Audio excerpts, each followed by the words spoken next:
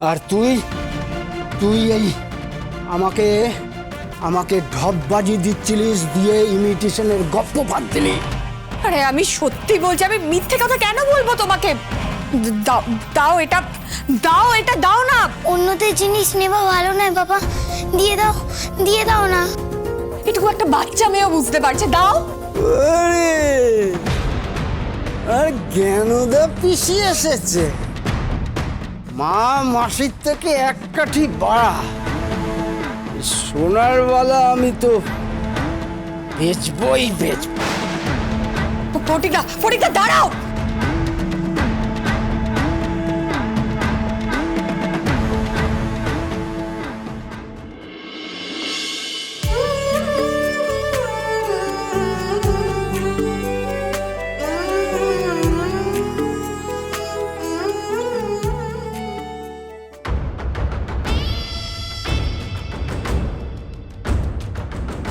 দীপু আবার মাকে নিয়ে বাবার কাছে চলে গেল।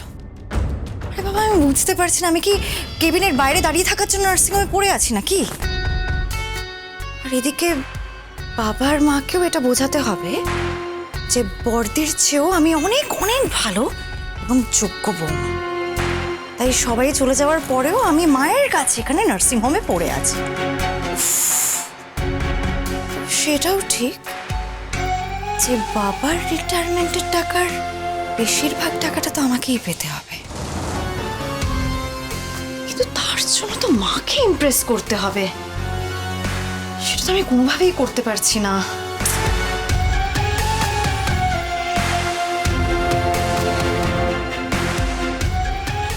এখন কেমন আছো বাবা? কোনো অসুবিধা হচ্ছে না তো? আর আর কোথাও ব্যথা আছে? এই মাথার পেছন দিকটা একটু দপদপ করছে, এছাড়া আর কোনো সমস্যা নেই।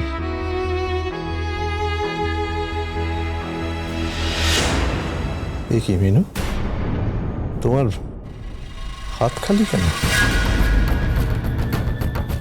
বালাটা কোথায় গেল? এটা নিয়ে এটা বিক্রি করে যা পাওয়া যায় আপাতত তাই দিয়ে চল। ওমা, হ্যাঁ ঠিকই বলছো তো, আমিও তো খেয়াল করিনি। আচ্ছা মা, তোমার বালাটা তো হাত থেকে পড়ে যাওয়ার কথা না, তা তুমি কি কোথাও খুলে রেখেছিলে নাকি বলো তো? এই রে, এখন যদি বলি পুনরায় এটা হাসপাতালে বিল মেটানোর জন্য নিয়েছে, তাহলে তো মানুষটা কষ্ট পাবে। তুমি কি গো, এই শরীর খারাপের মধ্যে এখন বালা নিয়ে পড়লে? এসব কথা বাড়ি ফিরে হবে, আগে সুস্থ হয়ে ওঠো।